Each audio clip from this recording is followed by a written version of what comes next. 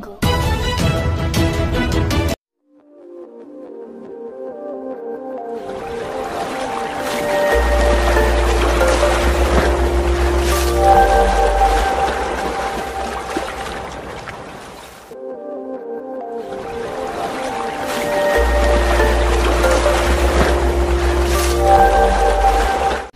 జయంతి వేడుకల సందర్భంగా మన గోదావరి కన్నడలోని స్నేహ సాహిత్య గ్రంథాలయంలో ఏర్పాటు చేసిన ఆయన యొక్క చిత్రపటానికి శ్రద్ధాంజలి ఘటిస్తూ ఈ సందర్భంగా మన వెంకటేశ్వరం గారు వారి గురించి మాట్లాడవలసిందిగా కోరుతున్నాం.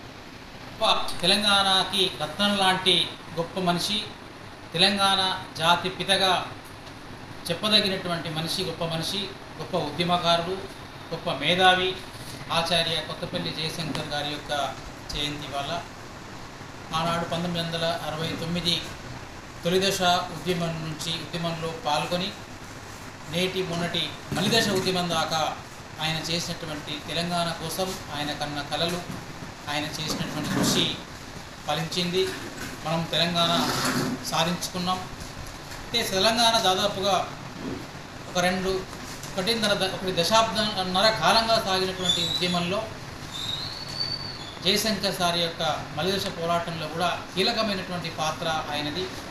1997లోనే వరంగల్లో మొదలుపెట్టినటువంటి సభలో తెలంగాణ ఉద్యమ గళాన్ని ఆయన వినిపించినటువంటి గొప్ప మేధో సంపన్నుడు ఆయన తెలంగాణకు సంబంధించి నీళ్లు, నిధులు, నియామకాలు ఏ విధంగా ఆంధ్రుల పాలవుతున్నాయో ఆయన ఆ రోజు చెప్పాడు. ఆయన సిద్ధాంతాలు తయారు చేశాడు, పుస్తకాలు తయారు చేశాడు.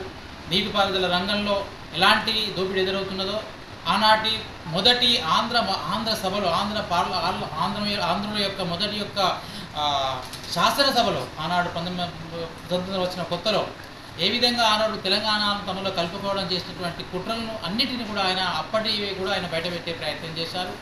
వాటి ఆధారంగానే మలిదశ పోరాట ఉద్యమం అంతా కూడా కొనసాగింది. దాంతోపాటు ఆయన తెలంగాణ ఎట్లుండాలో కూడా డిజైన్ చేశాడు ఆయన. కానీ దురదృష్టవశాత్తు తెలంగాణ వచ్చిన తర్వాత ఆ డిజైన్ కొనసాగడం లేదు.